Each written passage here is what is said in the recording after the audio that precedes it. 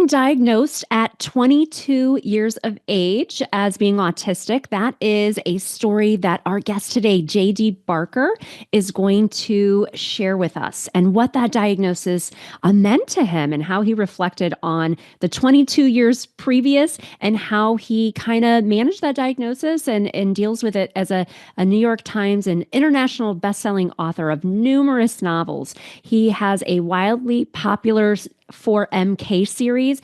I was talking to JD about the fact that I started a book club here, my little suburban book club called the Get Lit Book Club. It's something I'm super passionate about. I realized a couple years ago, maybe last year, that I was just reading professional books about autism or how to grow your small business or make it, thrive. And then I really needed to start reading books for leisure. So I share about that a little bit across social media, but I really do love reading. And so JD really was passionate about writing.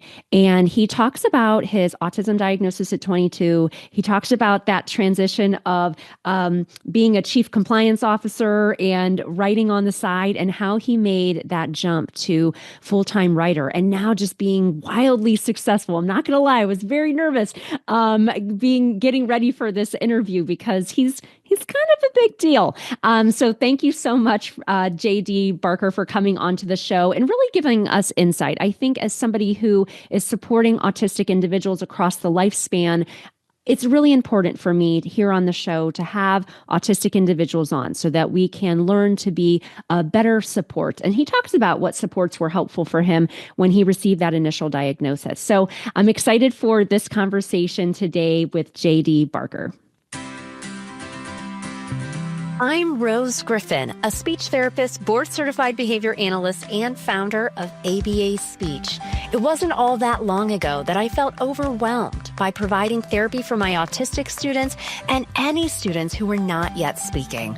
Fast forward through many doubts, tears, research, and courses, and you will see the framework that I use today and share with over 60,000 readers weekly.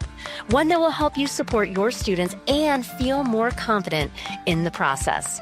I created the ABA Speech podcast to give you simple, step-by-step strategies to help you reach all of your students wherever they are on their communication journeys. If you're a speech therapist, BCBA, RBT student, or parent who's looking to help all students develop a way to communicate with the world, you are in the right place, friend. Let's get started. Welcome to the podcast today. We have a very exciting guest, one that I'm really excited to get into this conversation. A little nervous. You're very important, and it's something totally different than what we kind of do on the show. But I think this is really, really cool. Kind of aligns with just kind of my personal life too, with trying to be more of an avid reader. So we'll get into that though. Welcome to the show, JD Barker. Thanks so much for coming on to the show. Hey, Rose, I appreciate you having me. Thank you. So if you don't know JD, he is a New York Times and international best-selling author, which is amazing. Just Google his name. He's got a really awesome website. So you've written solo books, also have written books with James Patterson, which is really, really cool. Can you tell us a little bit about your autism journey and then kind of how you got started into writing as well? Sure. So I was born in 1971. We're going to hit the Wayback Machine here.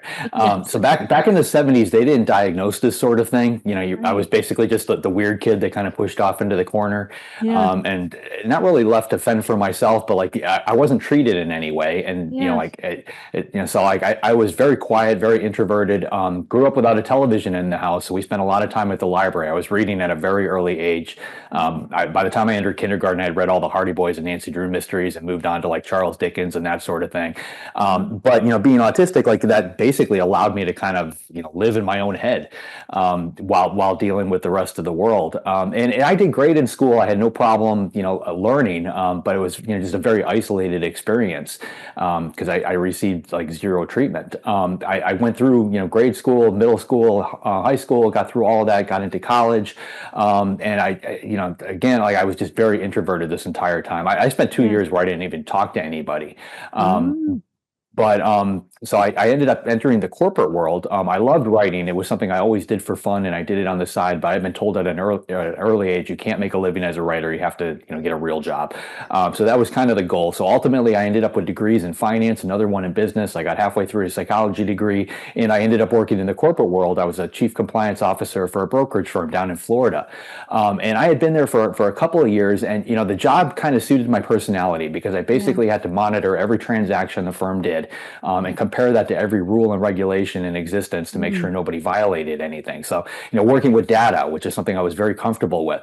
Where the problems arose is when I found some type of issue, I had to actually talk to people, and explain, you did something wrong or try to figure out what they were up to, and that ended up, basically creating a lot of conflicts. And I was very good at my job, and I think my boss recognized that to his credit, but the people skills weren't there. And again, autism had never even been on the radar. So like at one point he pulled me aside and he sent me to anger management classes. And during those classes, about 20 minutes in, the therapist stopped everything and she said, have you ever been tested for autism? And I hadn't, but it turned out she worked with autistic kids, during the daytime. And she just, during that conversation, she noticed I wasn't making eye contact with her, the way I was speaking. My thumb and forefinger have a habit of running against each other, basically like a little circle, like anytime I'm thinking. It's like all these signs kind of jumped out at her. And when we started talking and she brought that up, and it was just like this revelation for me. And I was 22 at the time, so I basically kind of floundered through those first 22 years until I got that diagnosis. Wow, that's amazing. So when you said there were 2 years where you didn't talk to, well, take me back to no TV in the house. Like that says something about your parents' parenting style. Like I have a business friend who has this business called Better Screen Time, and she has 5 kids, and they don't have a TV in their house. That's like kind of rare, right? To not have a TV in your house. So was that important? Obviously, your parents felt strongly about no TV. Did you have any other siblings too, I guess? Did you have did you have siblings? Yeah, so I had a brother and sister. My sister is 15 months younger than me. My brother was 6 years younger than me. So a big difference there. Yeah. Again, this was the 70s. So a TV in the house, like it literally meant 3 channels. There was no cable, so no like streaming. Yeah. Yeah. So like it wasn't really that big of a deal. Like I would go to my friend's house if I actually wanted to watch it. But my parents just encouraged, more reading, more writing, building stuff, anything using our hands, using our brain. Like they really pushed us towards that, shoved us out the door at the, on a Saturday morning, told us not to come home until sunset, that sort of thing. Yeah. Yeah. Till the streetlights were on. I was raised in Ohio, and it was like my parents loved me, but I was the 4th child. So, and there was 11 year difference between my closest siblings. So I was just out in the yard. Like we were just like making forts and, using our imagination, making like TV shows up and recording it on a cassette tape and like all those things. My kids are really athletic. So they like sports and things like that. We spend a lot of time doing those things. But I think there is a lot to be said for doing things that don't involve a screen, like case in point, right? You have this great life. You started to write. And so let me ask you, so when you were in school, like, you said you started writing and you were doing it. Were you doing it like as a side gig or like just like as a leisure activity? Like when you said you kind of were writing a lot. And so I think like for me, that's actually something I want to get better at. I'm going to take a writing course, which you would probably cringe at. It's more like business writing, but, so you just really loved it. So was that something you excelled at kind of like academically as well? Yeah, so when I was a little kid, my sister, like I mentioned, was 15 months younger than me. So we were pretty close. So I would, make up stories. I would staple them together, and I created a little library in my room, and she would check them out. I would charge her late fees, so like this dates back until I was like 5 or 6. Then once I got into elementary school, I was always good at it, the writing portion, just my imagination was just always there, and I could get it down on paper.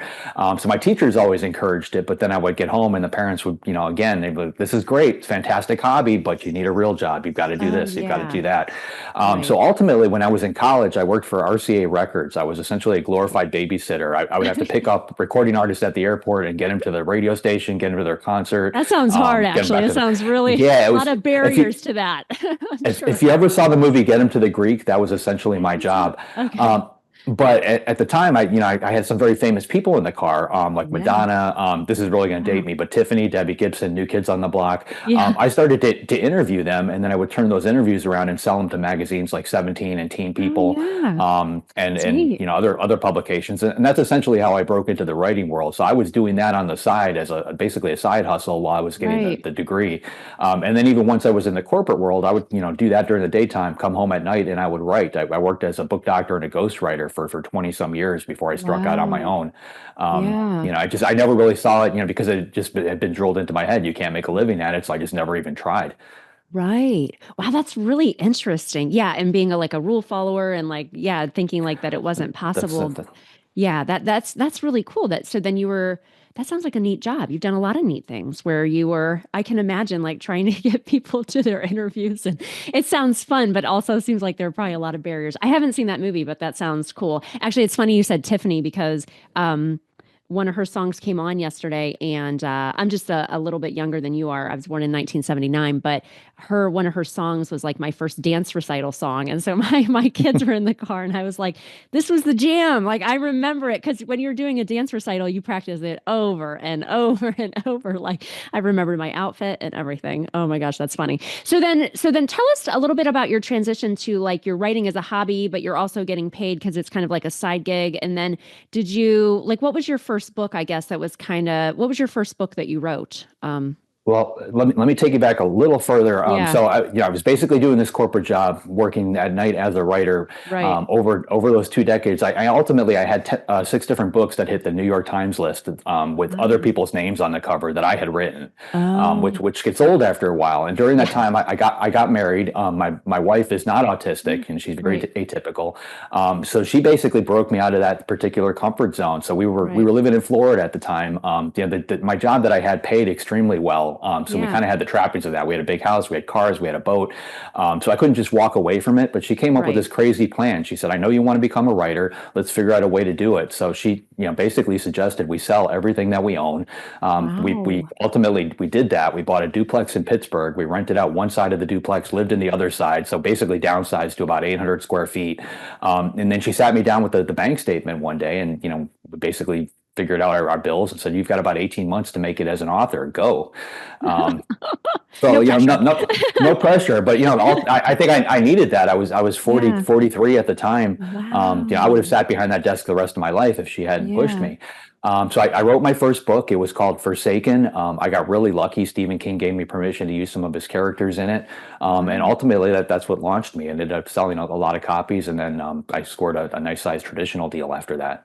Wow, that's amazing. Oh my gosh. That is a great love story too. I think that your wife said that we can do this, but was like really practical about it. I can imagine like I own a boat too in Ohio, which is funny because you lived in Pittsburgh, so it's like a very Yeah. short stint to have a boat. You're like Memorial Day to Labor Day, let's go.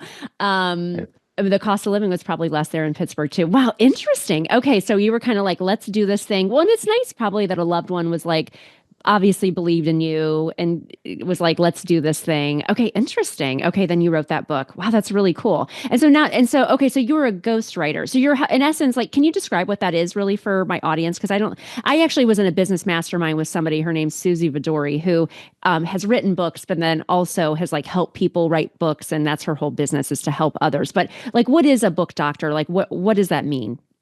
So a book doctor, it's basically two different things. So the book doctor, I would get hired by publishers, by agents to take a manuscript that was, let's say 90% of the way, where it needed to be in order to be published. Yeah. But the author wasn't capable of getting it over the finish line. So they would hire somebody like me to do that. And a lot of times it's, trim 40,000 words from this book. The author can't write dialogue. You need to fix it. Oh my.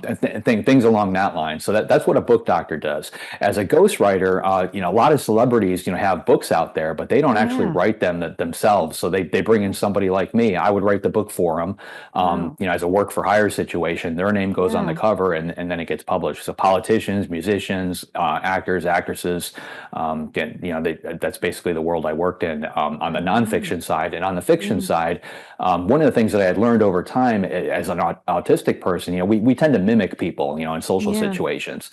I was able to do it on the page, so I could take Wow. words written by another author, and if I read enough of it, I could mimic their writing style to the point where Yeah. nobody could tell the difference. Right. So I would get hired to finish books for other people as well.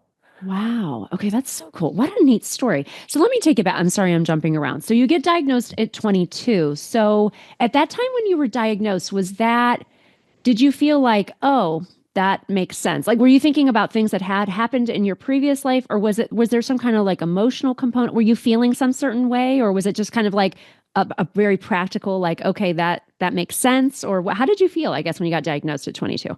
Honestly, like everything just sort of clicked because she started going Yeah. down this list of the different things that I did, my problems in social situations, why I didn't relate to other people, the way I processed information versus the way other Right. people did. Once Yeah. I was diagnosed with Asperger's. In today's world, you're just Right. on the spectrum somewhere, but that, Right. that was the official term for it Right. back then. And once I had that, I saw it as another problem to solve. So I Right. read every book I could find on it, watched Yeah. every piece of film I could, Yeah. basically learned about it. And for me, like I don't want to say that it was like I recovered, but like I was able to basically figure out these things that were problems in my life, why they were there, Right. and create workarounds for them. And Yeah. at the same time, I took the things that were what I considered assets, like my ability to mimic other authors, Hmm. and really highlighted those. Because autism offers a lot of things to me that other people just simply don't have. You can't really see my desk behind me, but I'm working on 8 different books right now, and there's literally nothing on my desk. I have no post-it notes anywhere. Oh The dear. storylines are all up here. I'm able to create some very intricate plot lines in Yeah. my head, and keep it all straight. And I've got plenty of author friends who can't do that.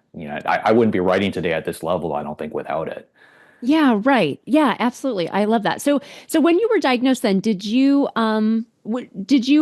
have you worked with anybody that was like helpful? Like yeah, maybe not a speech therapist, but I mean, you talk about the social situations, like sometimes speech therapists, we help support autistic learners with, social skills or, social coaching or a therapist. My son was actually just diagnosed with ADHD, which, like I'm the same way. Like it's not me. I don't have ADHD, but my son being diagnosed, like I was like, okay, I reached out to an influencer on Instagram. That's kind of the world I'm in. And I was like, okay, what book should I read? Right. And I like was on Amazon, like getting every single book because I'm the same way. Like anything that comes up in my life, I'm like, okay, now we need to read about it. We need to listen to podcasts about it. We need to do anything. But did you ever get any like services that were helpful to you since you were diagnosed? Or did you just kind of dig into whatever you could read and listen to? And then you've kind of like helped you, like a help yourself kind of Uh, situation. Initially, a lot of the work was done with that same therapist that I had seen for anger management because she worked with Oh, yeah. autistic people as Right. well. So she Yeah. kind of held my hand through a lot of it. So, Yeah. simple things, like not making eye contact in a conversation. She taught me how Right. to do that. My Yeah. big thing is like if I make eye contact in a conversation, I can't follow the conversation. If I look away and off to the Yeah. side somewhere, I can remember that whole thing word for word a couple of years Right. later. But if I'm making eye contact, my brain is like I'm literally telling myself, make eye contact, make eye contact, Right. and like I don't hear anything else, which is Yeah. funny because when I talk to my wife, she knows if I'm not looking at her, I'm actually paying attention. Right. But Funny. the therapist, yeah, therapist helped me with that. One of the other things I had a lot of problems with at the time was something she called cluttering. So somebody would ask a question of me, and like 3 to 5 answers would pop into my head, and my mouth would Yeah. basically regurgitate those 3 to 5 answers all together. Hmm. The words would get all mixed up, and it would come out Yeah. as this incoherent mess. Mhm. So she taught me to basically, Mhm. take a millisecond, grab one of those answers, communicate just the one answer, Right. and be a little bit more clear and concise with it. And Yeah. just how to deal with people in general. Like, I hated being touched. If somebody Yeah. went to shake my hand or came up behind me, put their hand on my shoulder, things like that were problematic. She'd worked with me on all those basic core things. Yeah. And then I've got 30 years now behind me of dealing with a lot of that. Those problems Yeah. don't go away, but you get better at basically Right. hiding them or masking them. Yeah. Yeah. Interesting. Yeah. And that's a big thing in the autism community. I'm like, my life goal is to have 100,000 followers on Instagram. I'm getting very close, but with that comes a lot of like people have a lot of opinions about things. But eye contact or camouflaging is what I wanted to call it. So masking, we talk about that when I have certain people on to say that like, if you really mask, like that can cause you to have like a lot of anxiety. This is just what other autistic people have told me. But I had somebody come on to the show who was autistic and say, well, I don't call it masking, I call it camouflaging. So, like you might be talking to like maybe your wife, right? Who knows like you're really listening if you're not looking at her, but you may act a different way with different sets of people, and they called it camouflaging. So I thought that was an interesting kind of insight into thinking about some of those social situations, which, everybody has a different lived experience. So I thought it was a kind of a cool insight that somebody shared, because masking is kind of like people talk about that it causes anxiety or things like that. So, well, that's nice that you had that therapist that was like right there. So that was somebody like in your orbit anyway, that was kind of going over those things that were helpful. That helped a lot. And honestly, like after 30 years of this, like the terms have changed over and over and over Yeah, again. right. The underlying problem doesn't. The underlying problem is Right. always exactly the same. We Uh-huh. just call it different things. Yeah. But yeah, I mean, for me, when they were brought into the light, like this is a Yeah. thing, this is a thing, this is a thing, then I was able to Right. tackle each of them one at a time. Yeah. In social situations, like for me, it's can be very difficult. And Yeah. I run into two totally different kinds. So if I just go to a party, Yeah. where I have no idea what's going to happen, who I'm going to talk to, that to Right. me is extremely stressful and creates a lot of anxiety. Right. I can get my way through it. I'll Right. laugh when everybody else is laughing. I'll get through Right. that situation. But it feels like I'm dialed up to like 11 or 12. And then when I finally walk away from that party, I crash. I need some Yeah. downtime. I have to recharge those batteries. Yeah. That's extremely difficult for me. As an author, I get thrown into different situations. So like I was just at a conference where I was one of the headliners. Yeah. I'm put on a stage in front of, in this case, it was around 12, 1,300 people. Yeah. And I have a particular shtick that I have to do, but that's me Yeah. putting on a persona. It's, something Mm-hmm. that's already memorized. That is a lot easier for me to deal Mm-hmm. with. So I've tried to separate those two things over time and perfect them. Yeah, when I think it's the opportunity, public speaking used to make me really nervous, and I got asked to do a keynote last year, and so last year I went to 11 in-person conferences because I was like, I think it like, and it's like because I'm on social media, like for me it is kind of some persona of like you have to be really, and I'm not autistic, but you have to be really outgoing, you have to schmooze at these things, you want to be, you want to be excited. Like for me, I want to be the positive person that everybody thinks I am, and you're like gearing up to go to this, like get on a plane, stay in a hotel, and you're stressed out and you have to like be a certain way. It's stressful. Next year I'm going to go to 2 instead of 11. I think that'll be a better schedule, but okay, interesting. So I did start a book club last year in my neighborhood. So this is just like some suburban moms reading, but I'm very proud of this book club. I read, obviously, I read a lot about autism. I'm a small business owner, so I read a lot of books about small business. And I realized that like a year or two ago, I was like, oh my gosh, like I don't read for fun anymore, for leisure. And Mm. so I started this book club. We actually just meet every other month, which is like better because we all, have kids and work and all the things. So if we were going to read one of your books, which one would you suggest? Do you have one that you think would be a good starter for the J.D. Barker repertoire of books that you've written? It honestly depends which way you want to go. So I've bounced. My agents hate me for this, and so do my publishers, because I don't do what you're supposed to do. Normally, Right. you write a particular book, and they want you to write that same book but different every single time. Oh, okay. Interesting. I bounce back and forth between horror and thrillers. So Yeah. if you like thrillers, probably a good starting point is one I have called The Fourth Monkey. It's Okay. about a serial killer in Chicago. It's an international bestseller. It's Okay. still selling 10 years after it came out, and that's Wow. a trilogy. So there's a series there. Okay. And if you lean more towards horror, I wrote a prequel to Dracula for Bram Stoker's family called Dracul, which is Oh, fantastic. wow. Oh, neat. Okay, cool. Yeah, we did read the books have been light. How we do it is like we have 3 books that we bring up and then we choose. We did read this book called The Teacher. That was really interesting, and easy to read, fast, cool. I mean, you also have a podcast. I wanted to talk about that really quickly too. So called Writers Inc. Is that the right name of your podcast? Yeah, so you had mentioned like public speaking can be difficult, and it was for me too. Like I had said, I went 2 years without talking to anybody, Right. and that's my comfort place. Like that's my Yeah. safe space, and that's where I would prefer to be. Right. But I know I could easily revert to that if I allow Yeah. myself to do it. So I Yeah. tend to force myself to do things that are outside of my comfort zone in order to strengthen them. So yeah, a Hmm. friend of mine reached out to me. I think we're on our third or fourth year at this point. We're coming up on like episode 300. Yeah. But we interview other authors, and Wow. basically I've been in the industry for a very long time, so we can get a lot of the big name people to come out. We've had Gillian Flynn has been on there, James Patterson's been on there a couple of times, Yeah. Yeah. Karen Slaughter, anybody you could think of, we've had him at least once or twice. but we take them back and we go for their origin story. We try to figure out, Yeah. what were they doing before they became an author. And there's some fascinating tales out there. Before you hit that bestseller list, you'd be surprised what some of these people were doing.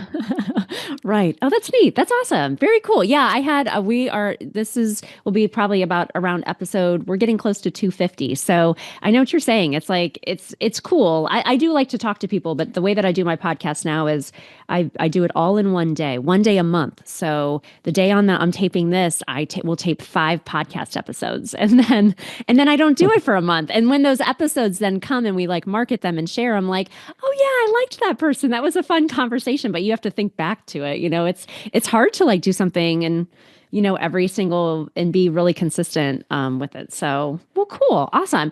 It has been just delightful to connect with you. I'm so happy that we were able to talk today. If people want to find out more about you and your work, we'll include the link to your website. But what is your website? Is that the best place for people to reach you? Yeah, I've got two. You can either go to jdbarker.com or masterofsuspense.com. That's the two easiest places. On social media, I'm at JD Barker pretty much everywhere. Wonderful. Well, thank you so much for coming on the show. It was great to connect. Oh, thank you. I appreciate it.